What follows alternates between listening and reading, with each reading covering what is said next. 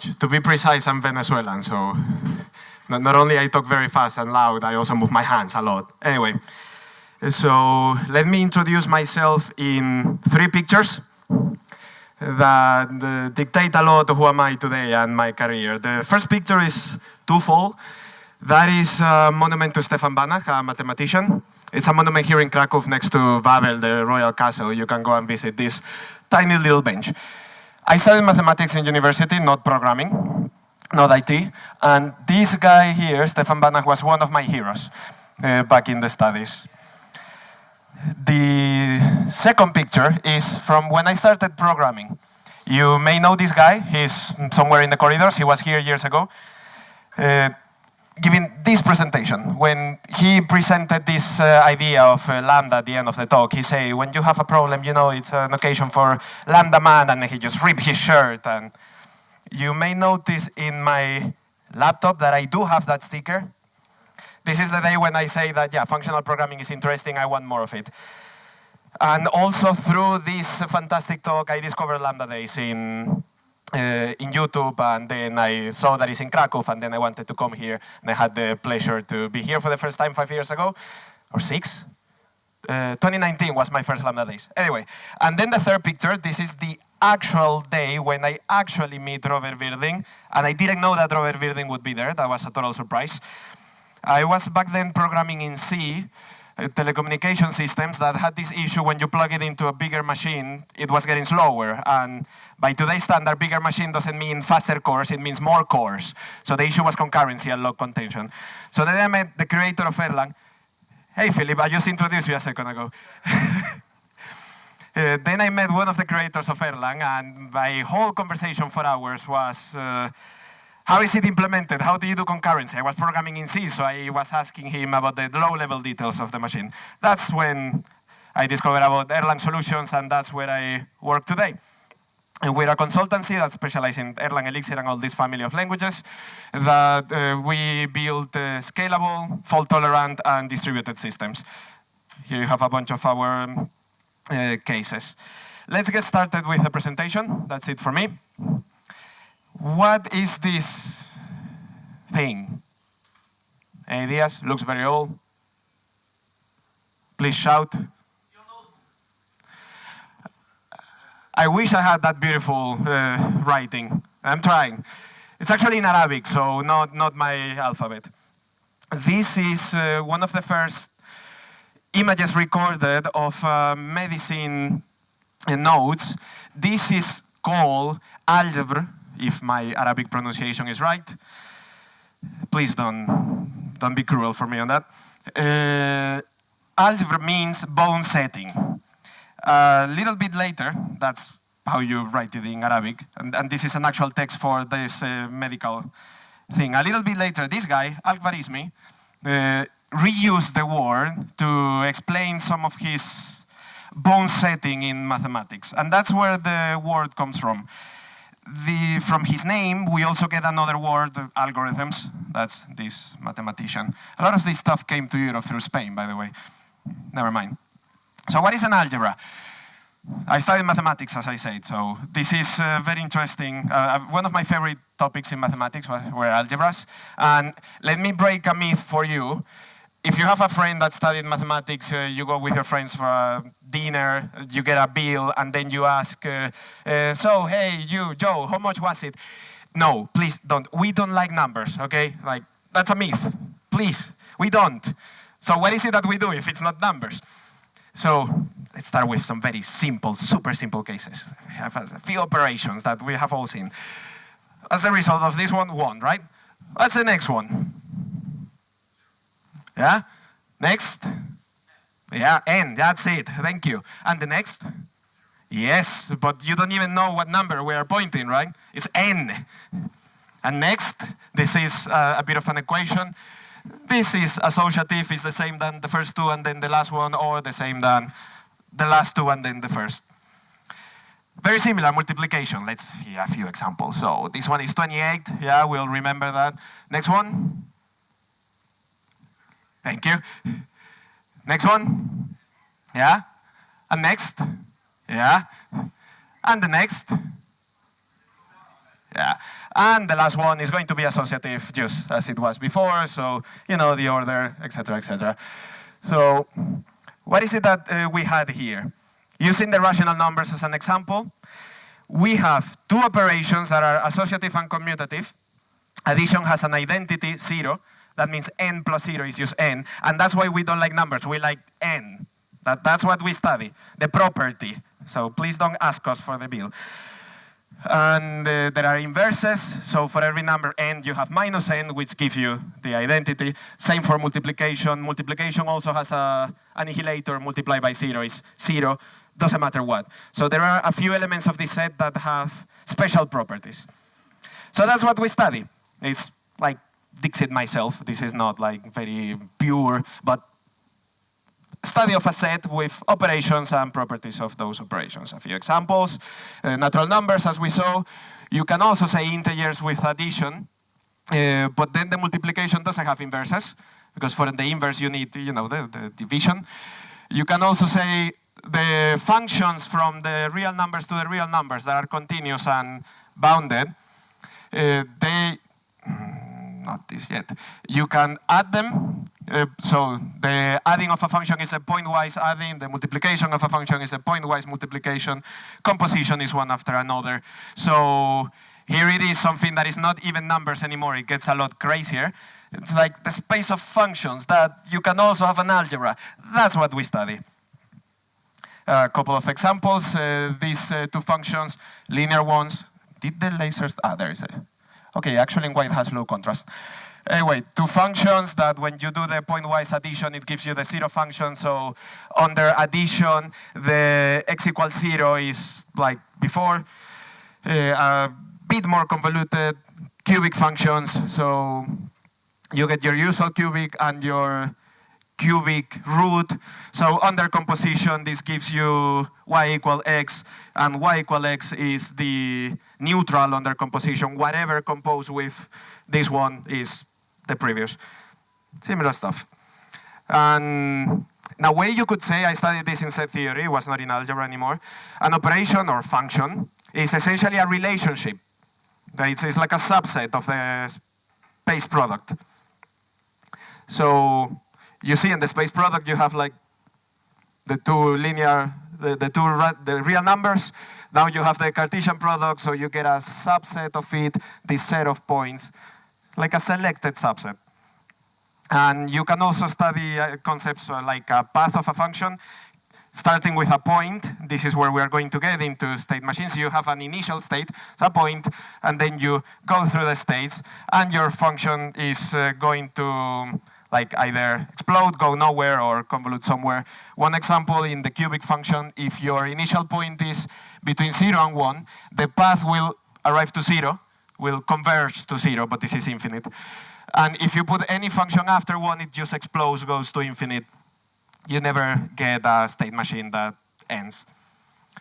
Science, right? So, informally, a finite state machine, you can see it as a function, where the domain is finite, is not like the real numbers, that it's very, very big. And you get a set of states and inputs, and it just goes through a path. Like, very informally. A bit more formally, let's get scientific. We need some formalities.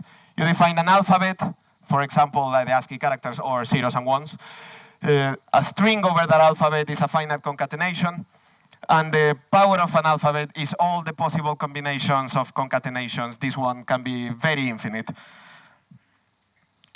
Given an alphabet and a finite set of states and an initial state, and a subset of those states that you declare final, nothing else, the state machine is defined by this function. You get a state, and an input gives you the next state. It's said to consume a string. There are equivalent definitions, but never mind. If at the end of the string, the last one is one of those final states. And this is equivalent to regular grammars. So every time you write a regex is really a state machine engine. A bit on steroids. Other kinds of automata, a bit stronger. This is the thing that I believe that we all study at some point, but like we all know and don't remember, so let's give a refreshment. The push-on automata is pretty much the same than before with this extra, the stack. And it's defined by a function that takes an extra parameter now, the stack. And the output, apart from the next state, is also an operation on the stack. Pop, push, you know how stack works. And again, it's say to consume if arrives to a final state and the stack is empty. There are equivalent definitions that don't require the stack. Never mind. And this is equivalent to a context-free grammars that is a parser. That's what you need to build abstract syntax tree. But it's not enough for a compiler, because on a compiler, you need symbols. You need to remember other stuff. So for that, we get Turing machines, which instead of the stack, now it's an infinite tape. And the operation instead of the stack, now it takes this tape. And the operations on the state is not pop push, but go left, right, write something. It's say to consume if it holds. And this halting problem is a problem that the previous automata don't have. You have all heard of, like, we don't know because the halting problem has no solution because you use something this powerful. This is equivalent to an unrestricted grammar. That's what you need for a compiler when you need to remember symbols. How do they compare? Essentially, this is the order of powers. Everything that a Turing machine can do, a Turing machine can do everything the others can do, and in this order. If you put two state machines running together, it doesn't get any more powerful. That's really an implementation detail, more performant or convenient, but still the same. A PDA with a finite buffer, but when you get multi-tape, Turing state machines is also equivalent to one tape state machine. There is nothing that many tapes can do that a one tape cannot do. Again, it's a performance or convenience, but it's computationally the same. This is something that I find interesting. A PDA with two stacks, that is already a state machine because really you can pop in one, push the other, and what you have is like moving through the tape. So conceptually, a finite state machine can keep track of one thing, the state, push down automata, the state and the top of the stack, only the top, and a Turing machine, an infinite number of things, because you can simulate random access, so you get the whole tape. Since something, I always like to mention this anecdote that I found very interesting. Why here, like number 2 is so special, bit of in the sidelines, off topic. Why number 2 is so special? This kind of like grammars and so on that was studied by Chomsky when he was developing like grammar theory for the natural languages and then for automata theory. I found it interesting because the first idea was like natural languages and Indo-European languages, so more or less everybody in the room speaks a language that is of Indo-European roots, English, German, Polish, all your Slavic, Latin, all that stuff. They used to have a concept of dual as something different from singular and plural. So when you make a plural, you have like 1, then 2, and then your usual plural. Grammar rules were also different. And the last languages to lose that aspect were the Slavic ones. So you may have seen this meme why Polish has so many ways of saying number 2. It's all the different declinations and so on. Why do I know this? I live in Poland and I'm not from here. Just a curiosity. I found it very interesting. Back to state machines. Thank you for your time in this digression. So do they produce output? Again, let's go to another definition. This time we say that this is the definition of the state machines. Now we have a transducer, which you also give it an output alphabet, and the function takes the input alphabet and the output alphabet. The rest is equivalent. There are two types of state machines, Mealy and Moore. Mealy, the output alphabet depends on the input alphabet. On a Moore, the output does not. There is a very hacky way of making them equivalent, but usually a Mealy is stronger. And so, bit of the intuition is like a flowchart on steroids, where you get like your path and what happens after this state with this input, you get your arrows. And they also can produce some output. Is there anything more powerful? Mealy are more powerful, but in a hacky way you can make them equivalent. Doesn't make anything, doesn't jump to the next category. And this can be composed because now you have an output alphabet. So operations with FSM, given the states and two state machines, transducers, but there is like some confusing terminology. I have seen books calling transducer also state machines. You can define composition, which is intuitively running one state machine after another. So when one finishes, you run the next one, and the next one runs with the output of the previous. We are talking this time about melee machines. You can define intersection, which intuitively is two state machines taking the same input, and they both run in parallel, and both of them succeed. And union, when one of them succeeds. So we have three operations. They, of course, have properties. That's why I talked about algebra before. Union, intersection, and composition is also a state machine. Epsilon, that is the non-state machine that has no state and always dies. The empty state machine is the one that has no state and always succeeds. And they, under these operations, behave in this way, just like 1 and 0 behave under addition and multiplication. Homomorphisms preserved, the whole thing. When you get two operations, it forms a semi-ring. You have like classifications. When you have an operation with properties, if you can tick which property, it has a name. So just for the record, this is called semi-ring. Now, composition is one of the interesting cases. And a real-world example. TCP can be implemented as a state machine, where you get states, an input, and then you produce output, like reconstructing the packet, etc. And the output of TCP, you can give it to a TLS state machine. That TLS can also be implemented as a state machine, which again does the crypto signatures, all the stuff that TLS does. The output, you can give it to like markup language. In my case, I work in Mongoose IM, a chat server, which is based in XMPP. XMPP is based in XML. You can build an XML parser that takes the output of this one as input, and then it builds a data structure that I can give it to my messaging server state machine that goes through the state of. It might be very small, but it's not important, the details. You know, you get an initial message for establish a connection, successful, give me a password, successful, set some properties, and then you can send messages. So it's really one state machine after another. Not correct code, but more or less Erlang. This is how it would work. My final state machine gets a TCP payload that a different state machine, like in Erlang, my TCP socket is implemented in another process. When the TCP payload is reconstructed, he sends me a message. And in my state, I'm keeping a parser and a crypto library. With the parser, first the crypto, I take the payload and decrypt it. And I get, just like before, the input is the state, and the input, the output is the new state, and the output.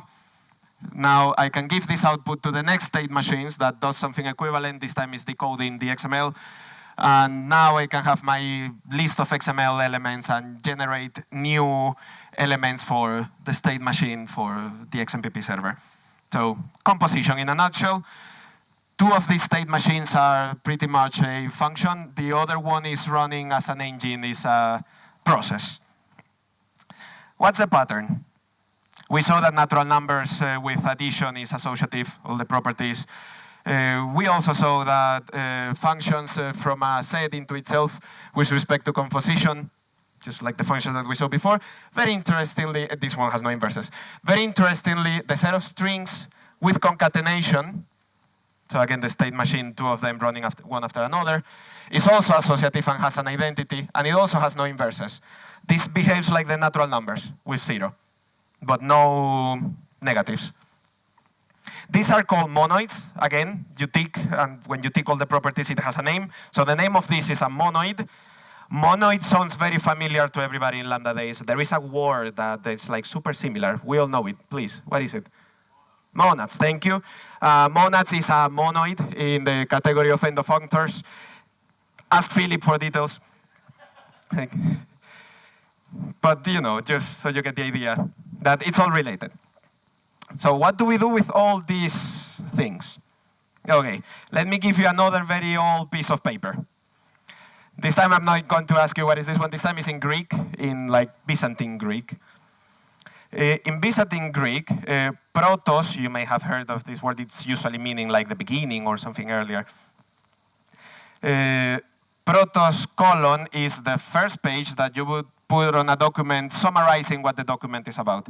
And it was usually used by diplomats for international treaties. It's a system of governance between in the communication between two entities. And over time, the word protocol, which is the first page, became a synecdoche for the whole book. So eventually, the whole system of communication was called as the first page. That's where we get the word protocol. We use it in IT as a set of rules that define the syntax, semantics, synchronization, and error recovery methods for communications between two entities. So let's see a few examples. I already mentioned some before. Traffic shaper can be an example where I get a shaper and the tokens that I have consumed, and I will return a new shaper that remembers the timestamps and so on, and how much you should wait. Just an example. A bit more powerful Scrum authentication, which is a salted challenge response authentication mechanism. I gave a talk about this like many years ago in an Erlang conference.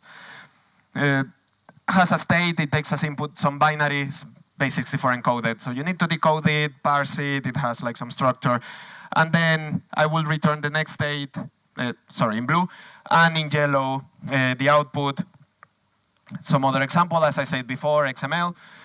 This is from our Erlang library that is implemented in C, so it's a bit faster. Again, you have parser and some input, and I will return a new parser and a list of elements that are ready to be consumed in a stream. Another example, very similar, JSON. This is an example from Jiffy, a very common, popular JSON library for Erlang that is also implemented in C. This one decides to, before you see that I could also return error.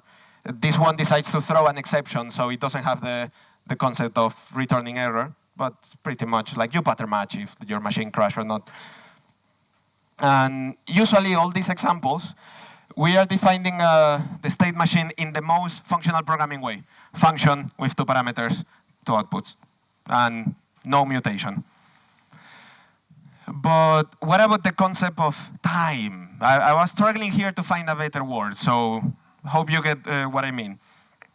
I work in Erlang, which is an actor model kind of language, where you can have a virtually infinite of them, and those actors, they can run in parallel, and they have state. So all these examples were in Erlang. So the idea of Erlang, what is it that we do? In Erlang, the processes, they have a mailbox. And the process is just going through the mailbox and acting on them. It works like in the actor model. And the actor model is defined by, informally, these three rules. A process, an actor, can send a finite number of messages to other actors, can start a finite number of other actors, and given a message, it can designate how it's going to handle the next message. That one is pretty much the definition of a state machine. If you remember the definition I gave you, on a function with two parameters, one of them is the state. Fixed the state, this is a partial function on the input. So I get an actor that has a state, receives a message, I prepare my state, and then the next message that arrives to this actor is going to be handled by a partial function. The state is already fixed, so it's a function of one input. So this maps very well to my concept of all my infinite processes. So Erlang has an engine to build state machine that is called gen statem. So many of the libraries in Erlang are they have this prefix gen for generic. So you have gen servers, gen statem, gen event, etc. And this engine gives me two ways of implementing a stateful, over time, state machine. One of them is where the state is an atom, you call it in Erlang. So that is going to basically be the name of the function. And that's a function that you're going to call. The other way that I like better is when you can have a single function that is handle event. And here I take two parameters. It's my input, but with some classification, the type of input and the actual content. And another two parameters, which is the state. Here, the state and the data is separated for purity. This data is a hack. The fact that we have this value here means really that our state machines are not state machines, they are Turing machines. It's a hack because basically here we can have infinite memory. So theoretically, it's not the same. It's a matter of good practices in programming.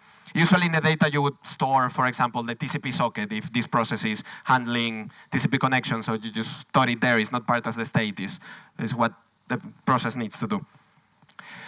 They say you get this input divided in like classified for like what is really a state machine and all the dirty hacks, and you will return also the next state with all your dirty hacks and a bunch of actions. In Erlang, this event queue is a bit more powerful than just the messages because when you can have an infinite number of them, you can fall into the problem of order. Like, order might not be well defined. The order in which things happen might, you can have race conditions, and there can be events that make sense in state X, but don't make sense in state Y. And just because of concurrency, something may have arrived out of order. So you don't want to strictly manage the messages as they arrive. You want to be able to reorder things, handle things later when it actually matters. And it's a way to deal with the problem of concurrency. So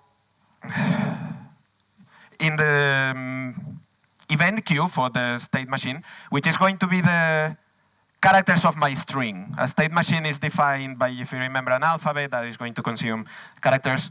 I get something like a head, the current, which is the event that I'm handling at the moment, and the tail, which is the last event. New events are going to be inserted after tail, and current, which is what I care about now, is what is going to be moving. Head is always the head of the event queue. So I can manipulate this event. Let's see some example. This is my current list of messages in the mailbox. Currently head, current points to head. And I get this event of type 1, and I say that this arrive out of order is not relevant now. I will deal with it later.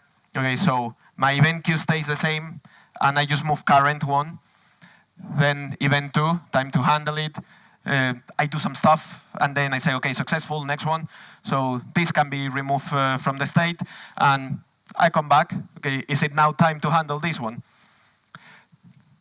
So this time I have handled it, and I also want to ad hoc, because of convenience, I want to tell my state machine that before handling event 3, handle something else, so I can insert events where current points.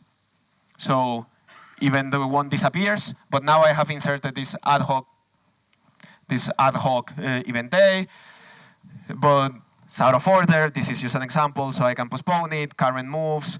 Next one, I do some stuff, but I don't change the state. Okay, 3 is out. Event 4, I will postpone it, but I also want to deal with something else. So event 4 moves up, current moves there.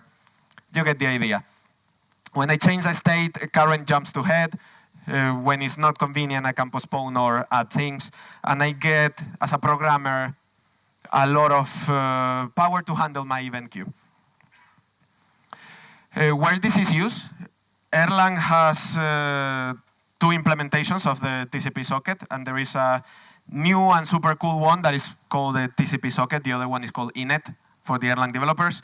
This new socket is implemented using a state machine, using my handle event, and you would get like messages, for example, receive, and this is my state. Currently, I'm connected. Pattern matching, handle all the states. Another example is Erlang's SSL backend. It's also implemented as a state machine. This one doesn't use the handle event, but it uses the states as names of the functions, atoms, you call them in Erlang. And again, you get, in yellow, you have the message, and here you store the state, where in the state you store the keys and the things that you need for SSL. And another example of our own Mongoose IM The C2S, that means client to server implementation, is also a process that implements against datetime using the handle event. I can ad hoc create these data structures.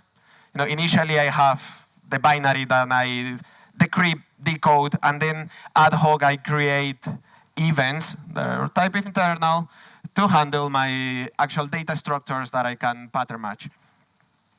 This whole massive event, handle event, is one massive function with a million heads, with a lot of pattern matching, depending on the state. So my idea with all of this, and more or less where I want to arrive, is that sometimes it is, first of all, for like the cognitive overhead, is useful to use as poor as possible automaton. Sometimes for your programs, it's also useful to use the poorest possible because you can prove things. These algebras doesn't happen that easily. That doesn't work the same with Turing machines. So the composition, when you get problems NP complete, for example, you don't get this intuition that if you have two problems and you compose them, they are going to be of the same class. Doesn't work that happily. But on a poor state machine, you get these beautiful properties that systems can verify. One usual example, stateful model checking, or a bit more human said, property-based testing, really.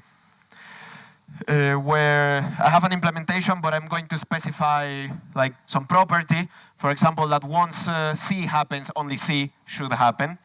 And then I can run my randomized testing with all the input and verify this. A little example where I use this in my software on the traffic shapers. So in my traffic shapers, I also have an extra implementation of an actor that keeps track of shapers. And instead of you having your own shaper, you can ask the actor, hey, can I continue? So for all commands and the config, so the shapers, like how many tokens per unit of time, I'm going to run the set of commands and I'm going to run this property. These are callbacks that you implement with proper, the Erlang library for property-based testing. I start my shapers actors, and I just give it to my functions here. I'm going to run these properties. First, the whole function is called wait, which is going to return continue with a delay. It's going to tell me continue after a while when I'm supposed to continue, potentially immediately. Or it might just tell error, too many consumptions, get away. I start with some state, and this is a callback that is going to, these commands here is going to call that, and here I'm going to define the things that I can do. It's going to call a function called wait. This variable is the one that is stored here, if you see server and server. And then the number, the key, because my server can keep track of several shapers. Shapers have names, so I'm going to say I'm consuming under this name this many tokens, and an auxiliary configuration. Before verifying, I'm going to check if someone else has requested this token, this key, this token name, this shaper name, sorry. And after running my operation, which is going to call precisely this function, I'm going to verify a post condition. If the precondition says false, I don't check this because it's not part of my test. Then I continue, run the operation, and verify the post condition, which gets the state is this one. It's a state that I'm keeping in parallel. And I verify the amount of time that it has passed. This works easily well, but keep in mind that here you are keeping track of the state of all your tests. So when you have a state space that is massive, this can be untractable. For example, the union of state machines is a state machine that is running them in parallel and one of them survives. If you run 100 state machines in parallel, you get all the combinations of state. The new state is also a state machine, like the composition of this 100 thing, but the state explosion is massive, so this becomes untractable. So then I can use stateless model checking, where I'm going to verify the source code of my program and see the stream of events can arrive in an order and check if they have, if there are equivalent reorderings, if there is two functions that I can just reorder and it has no change in the program. And if that happens, there is a little bit of a different color if the contrast helps me. If that happens, I know that I can check only one of them. And then I can run this sequence of events. These equivalent classes, that is another thing that we study in mathematics, when you can classify things by a property and then you get a space that you can put in parts of these things in boxes, and the box have a name. In this case, when you have these paths over a function, and some paths are equivalent, the equivalent class, that is all the paths that essentially behave the same, is called Mazurkiewicz traces, for a Polish mathematician that I also had in university. Who would say I would move to Poland? And then you can verify only one of them.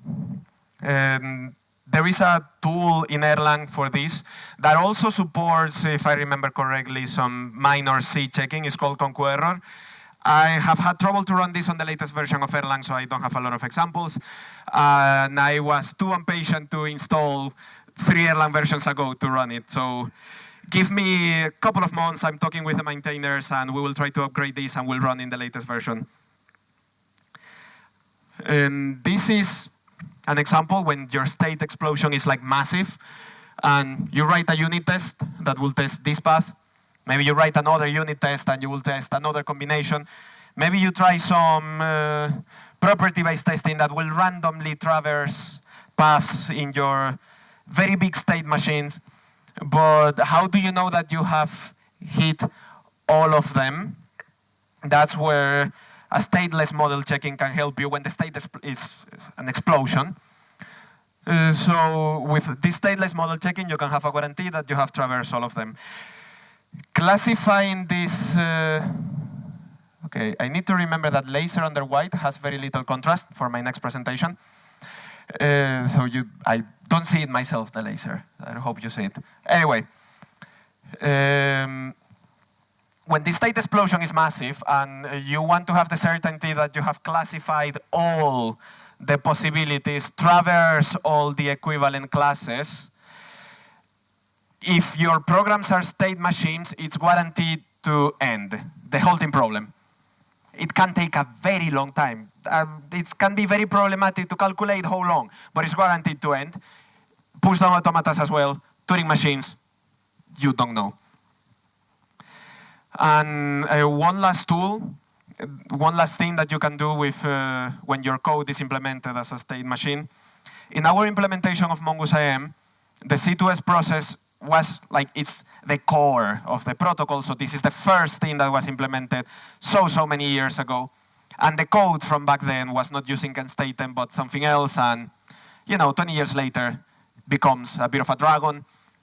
So when we had to re-implement it the new way, which by the way had better performance, it's more manageable, etc., all the cool properties, we needed to understand how the hell the old one works. This is a kind of tooling that can help you.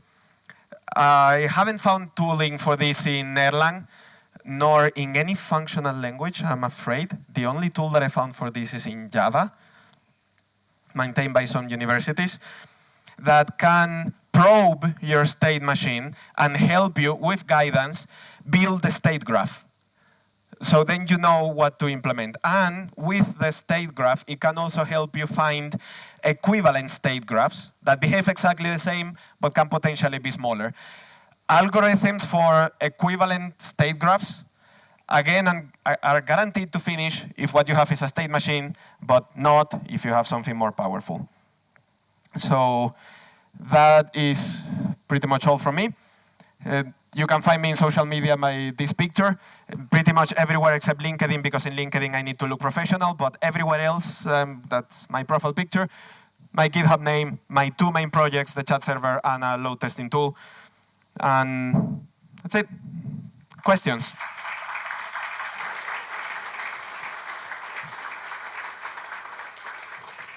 So thank you, this was awesome. And the good news, we have time for questions.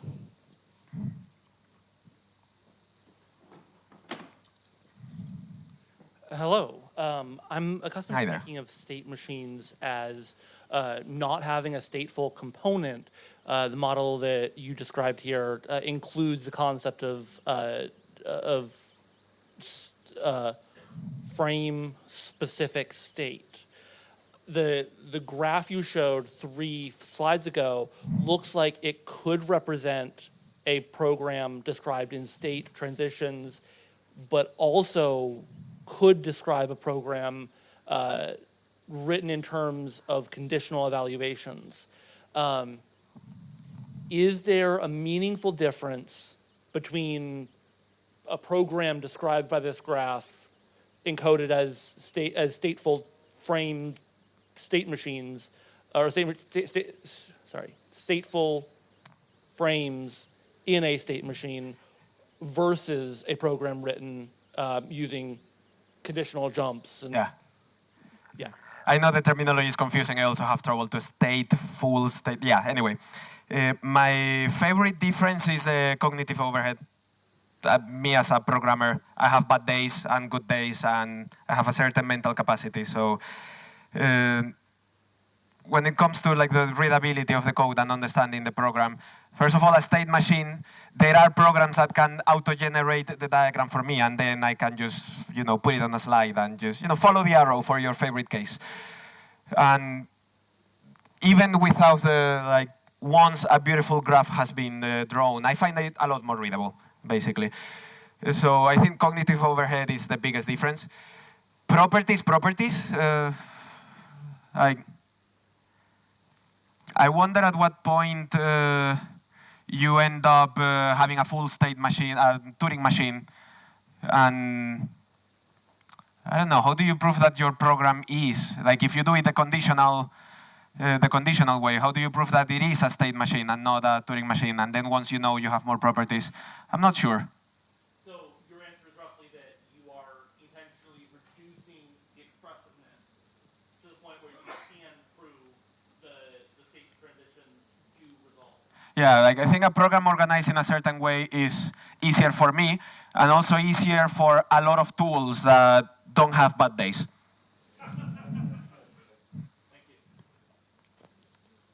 Okay, more questions? We still have time, so. Yes or no? Okay, keep thinking. There's something I'm personally interested in, because you said you are using property-based tools for this. Could you tell us more about your experience with them?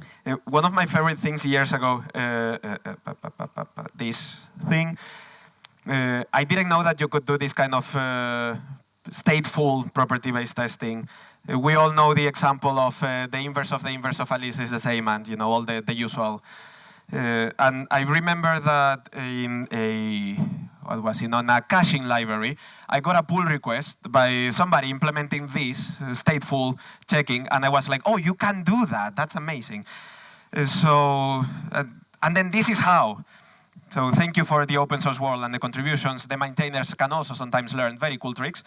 And I like to be able to write this kind of tests for every new code that I write.